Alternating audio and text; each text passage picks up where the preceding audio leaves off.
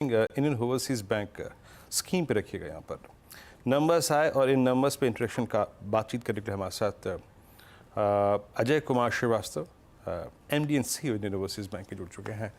Mister Srivastava, नमस्कार, कार्यक्रम में स्वागत है। और एक बार प्लीज़ IOB के जो इंटरडे चार्ट्स हैं वो रखिएगा स्क्रीन पे।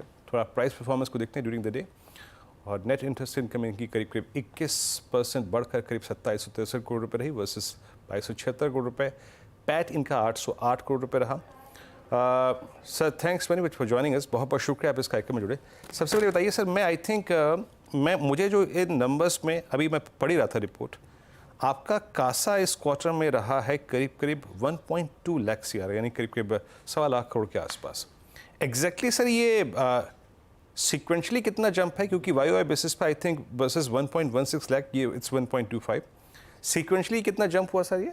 सीक्वेंसली बहुत ज़्यादा नहीं, लगभग 450 करोड़ का सीक्वेंसली जंप है अमाउंट वाइज। परसेंटेज टर्म्स में ले तो फ्लैट है ऑलमोस्ट 450 साढ़े 450 करोड़ 3 महीने में। लेकिन ये इसलिए बहुत सिग्निफिकेंट हो जाता है कि जब सारी इंडस्ट्री डी ग्रो कर रही है, मोस्ट ऑफ द बैंक्स जो है और कासा पे काफ़ी प्रेशर है। इतने चैलेंजिंग टाइम्स में भी हम लोगों ने अमाउंट मेंटेन रखा है और 3 महीने में लगभग 450 करोड़ ऐड ही किया है कासा में। तो बिल्कुल।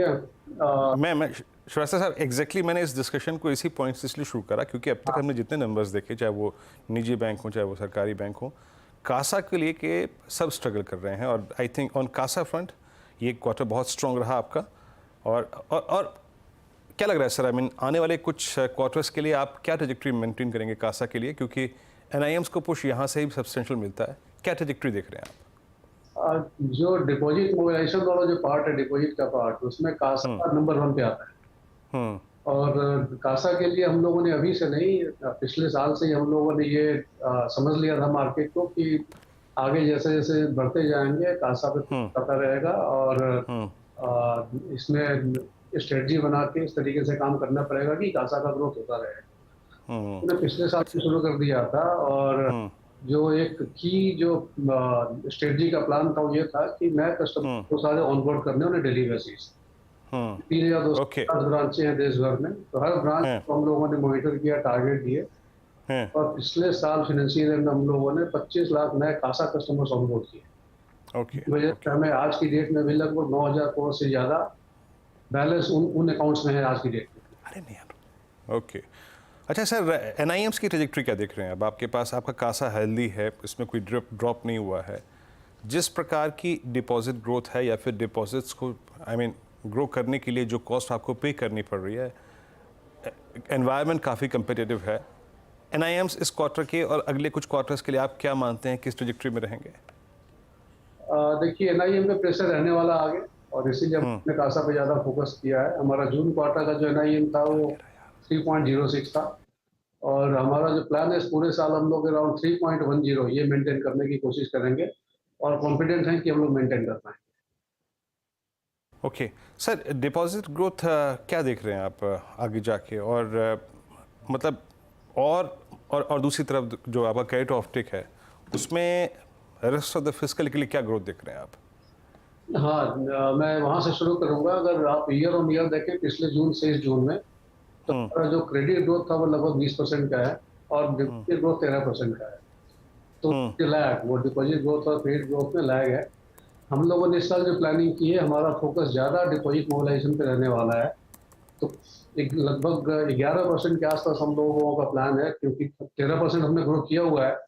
लेकिन जो स्ट्रेस है मार्केट में, डिपॉजिट्स की जो कमी है, तो उस हिसाब से हम लोग 11 साढ़े 11 के आसपास का टारगेट कर रहे हैं।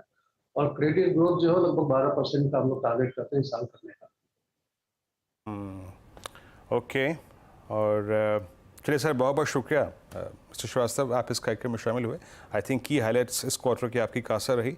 हालांकि NIMs के मद्देनज़र जो आपने टिप्पणी कही, आपने कहा कि शायद थोड़ा सा चैलेंजिंग एनवायरनमेंट रहेगा। अच्छा, एक प्रश्न आपसे पूछूं सर, ये NPA मतलब संक्षेप में इसका अगर आप उत्तर रख सकें तो मैं आपकी सराहना करूँगा इस बात को लेकर। अगर आप ये जो ग्रॉस NPAs और NPAs net NPAs by the end of this fiscal किस ट्रेजेक्ट्री में देख रहे हैं? ग्रॉस NPA जून का हमारा 2.89 है, और ये साल खत्म होते होते अराउंड 2.40 2.45 के आसपास हम लाएंगे इसको। कितने तक पहुंचेंगे हम लोग। नेट एनपीए हमारा 0.51 है, जो हम लोगों ने ऑलरेडी प्लान किया हुआ, ये अराउंड 0.25 तक हम लोग नेट एनपीए लाके पहुंचेंगे। एक और इम्पोर्टेंट फैक्टर है जो मैं आपको बताना चाहूंगा 10 सेकंड में, वो है कि हमारा जो स्लिपेज है, जो एसेट मॉनिटरिंग जो प्रोसेस है वो एफिशिएंट है। हमारा स्लिपेज रेशियो इस क्वार्टर का भी 0.13 है। सिर्फ 277 करोड़ का स्लिपेज हुआ है और एक 2,20,20,000 करोड़। तो स्लिपेज हम लोगों ने कंट्रोल किया हुआ है। तो एसेट क्वालिटी तो ये कह सकता हूँ कि हमारी अंडर राइटिंग जो कैपेबिलिटी है वो काफ़ी अच्छी हो गई है। ओके और ओके हमारी काफ़ी इम्प्रूव हो गई है। ओके सर, बहुत बहुत शुक्रिया आप इस कार्यक्रम में शामिल हुए और आने वाले क्वार्टर्स के लिए आपको शुभकामनाएं हमारी तरफ से।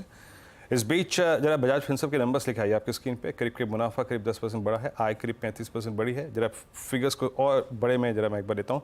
नेट इंटरेस्ट इनकम करीब करीब 8110 करोड़ से बढ़कर लगभग 2929 करोड़ रुपये रही है, माफ़ कीजिएगा 9929 करोड़ रुपये रही है।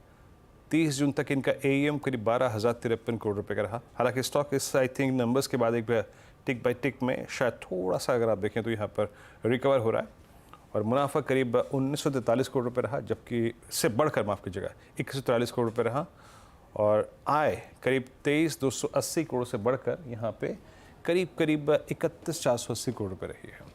तो नंबर्स आपकी स्क्रीन पे, नंबर्स के बाद टिक बाय टिक पे पे थोड़ी सी रिकवरी है। एक काम करते हैं, छोटा सा ब्रेक लेते हैं। ब्रेक के बाद इस नंबर का थोड़ा सा और एनालाइज करूँगा। छोटा सा ब्रेक लेके हाजिर होते हैं।